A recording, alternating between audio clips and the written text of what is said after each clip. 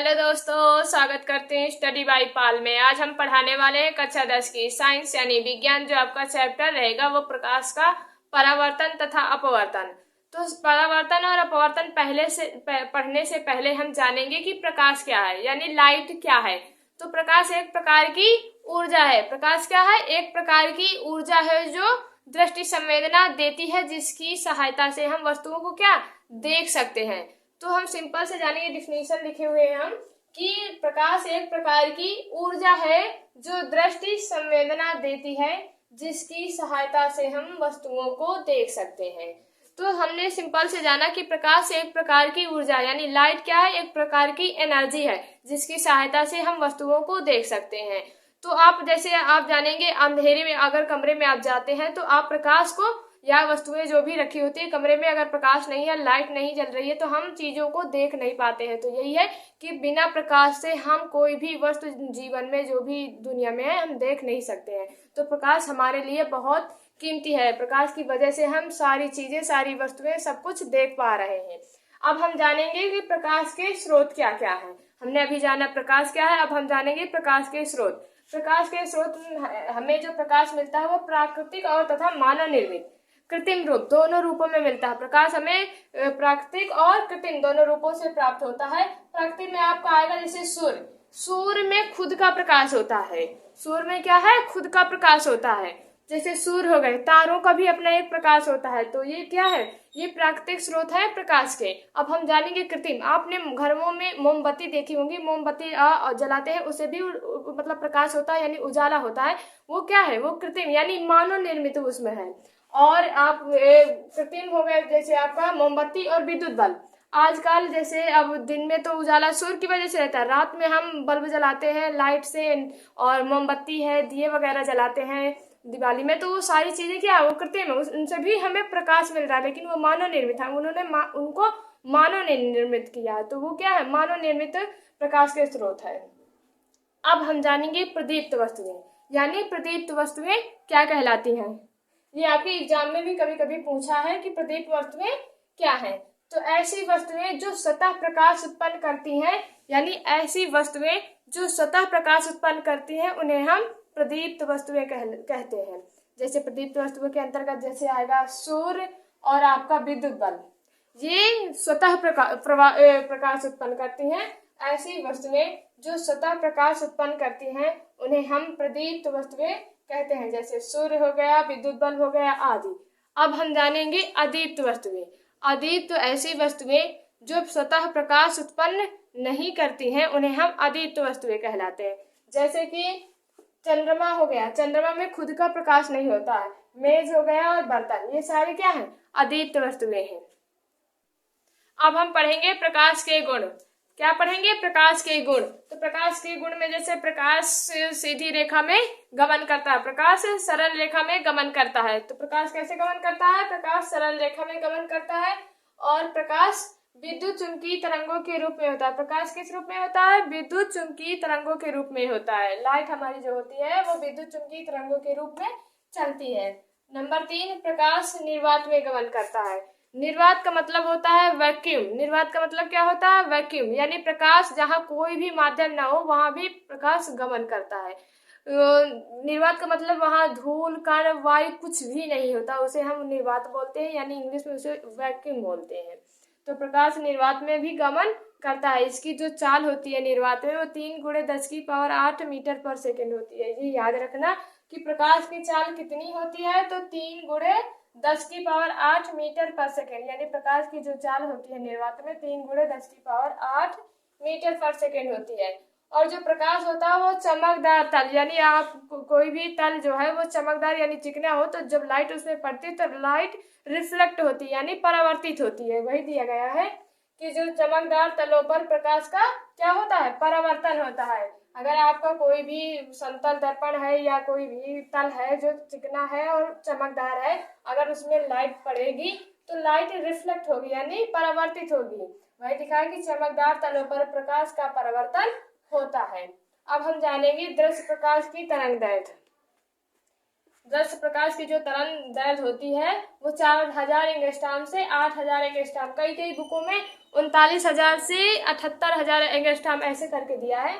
इसमें हमने आपको लिखा है एनसीईआरटी का जो दिया गया है 4000 एंगस्ट्रॉम से 8000 एंगस्ट्रॉम, यानी जो दृश्य प्रकाश की तरंग दैर्घ्य होती है वो आपकी वेव लेंथ जो होती है वो 4000 एंगस्ट्रॉम से 8000 एंगस्ट्रॉम होती है। अब हम पढ़ेंगे प्रकाश की जो पारदर्शी माध्यम, यानी जो प्रकाश होता है वो पारदर्शी माध्यम से गुजर जाता है। आप देखे होंगे अगर आप प्रकाश वायु से, यानी जो धूल कण वगैरह वातावरण में होते हैं, वो प्रकाश गमन करता है, आर पार हो जाता है। आप शीशा लें, शीशा यानी कांच आप लेंगे, अगर उसमें एक दूसरी तरफ पेंट या कलई नहीं है तो प्रकाश गमन कर जाता है, आर पार हो जाता है। यानी पारदर्शी जो प्रकाश होता है वो पारदर्शी माध्यम से आर पार हो जाता है, यानी गमन कर जाता है। अपारदर्शी माध्यम यानी जैसे लोहा हो गया, लकड़ी हो गया, प्लास्टिक हो गया, कोई भी चीज इस तरह की जो ठोस वस्तु होती है, सघन होती है, उनमें प्रकाश गुजर नहीं गुजर पाता है। आप देखते होंगे अगर लाइट पड़ रही है, अगर प्रकाश वो अपारदर्शी माध्यम है और तो प्रकाश रिफ्लेक्ट होता है, उसकी परछाई बनती है, उसमें अगर परछाई बन रही है वो अपारदर्शी माध्यम है। यानी अपारदर्शी माध्यम जो प्रकाश होता है वो गुजर जाता है, अपारदर्शी माध्यम में प्रकाश नहीं गुजरता है, तभी परछाई बनती है। तो हमने जो 6वां नंबर आपका बताया कि प्रकाश पारदर्शी माध्यम जैसे जल, वायु, कांच से गुजर जाता है, अपारदर्शी माध्यम जैसे लकड़ी, लोहा आदि से नहीं गुजर पाता है। अब हम पढ़ेंगे प्रकाश का परावर्तन यानी लाइट ऑफ रिफ्लेक्शन। अब हम पढ़ेंगे प्रकाश का परावर्तन यानी लाइट ऑफ रिफ्लेक्शन। तो जानेंगे प्रकाश का परावर्तन क्या है। लिखा है कि जब प्रकाश किरण किसी चिकने तल से टकराकर प्रकाश का अधिकांश भाग उसी माध्यम में वापस लौट जाता है, उसी को हम क्या कहते हैं, प्रकाश का परावर्तन। यानी आपने कोई चिकना तल यानी समतल दर्पण कुछ भी लिया आपने, पीछे कलई होता है, अगर उसमें डायरेक्ट आप लाइट डालेंगे तो वो रिफ्लेक्ट होकर उसका अधिकांश जो भाग प्रकाश का है वो वापस चला जाता है, वही क्या कहलाता है, वही प्रकाश का परावर्तन कहलाता है। जैसे हमने ये लिया, ये हमारा हो गया परावर्तक तल, इसे हम क्या बोलेंगे, इसे बोलेंगे हम परावर्तक तल, यानी इसे हम क्या बोलते हैं, परावर्तक तल। इसी में हम अभिलंब डालते हैं, ये हमारा आ गया अभिलंब। अब इधर से जो प्रकाश की किरण आती है, ये प्रकाश की किरण जो आ रही है इसे हम बोलते हैं आपतित किरण, यानी जो प्रकाश की किरण आ रही है उसे हम बोलते हैं आपतित किरण।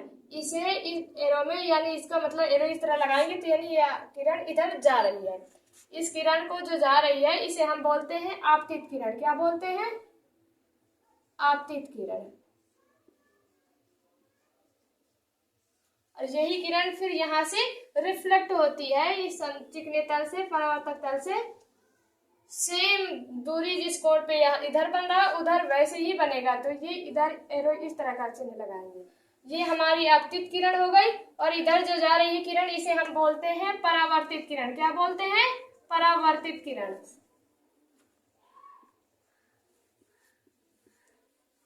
यानी जो प्रकाश की किरण आने वाली को हम आपतित किरण और रिफ्लेक्ट होकर जो जाती है उसे हम परावर्तित किरण बोलते हैं। और इधर जो कोण बनता है अभिलंब से आपतित किरण के बीच में, इसे हम आई से डिनोट करते हैं, यानी ये आपतन कोण, ये जो बना हुआ कोण है इसे हम बोलते हैं आपतन कोण।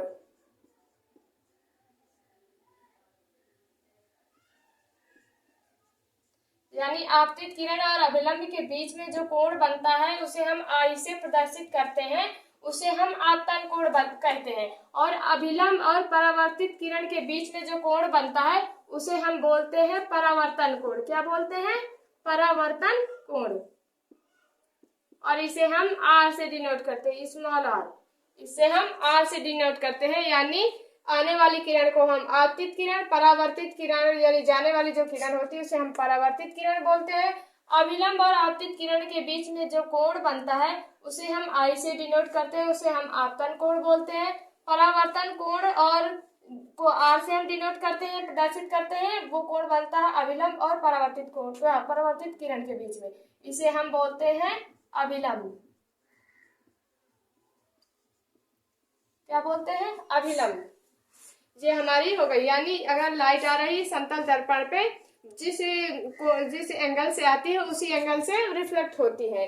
अगर इधर से आ रही है तो ऐसे इधर से भी रिफ्लेक्ट होगी बराबर पे। तो यही है कि जब प्रकाश किरण किसी परावर्तक तल से चिकने तल से अगर टकराती है तो वो परावर्तित होकर उसी माध्यम में वापस लौट जाती है। यही वापस लौट जाना ही क्या कहलाता है, परावर्तन, प्रकाश का परावर्तन कहलाता है। अगर आपसे इनकी थोड़ी थोड़ी डिफिनीशन आपको पता है तो यही से आप निकाल सकते हैं। यानी परावर्तक तल किसे कहते हैं, यानी जिस तल पे प्रकाश की किरण आती है रिफ्लेक्ट होकर जाती है उस तल को हम परावर्तक तल बोलते हैं। अगर कोई एग्जाम में आए कि आपतित किरण किसे कहते हैं, जब प्रकाश की किरण समतल दर्पण पर आती है उसे हम आपतित किरण कहते हैं, और जब वो रिफ्लेक्ट होकर जाती है उसे हम परावर्तित किरण कहते हैं।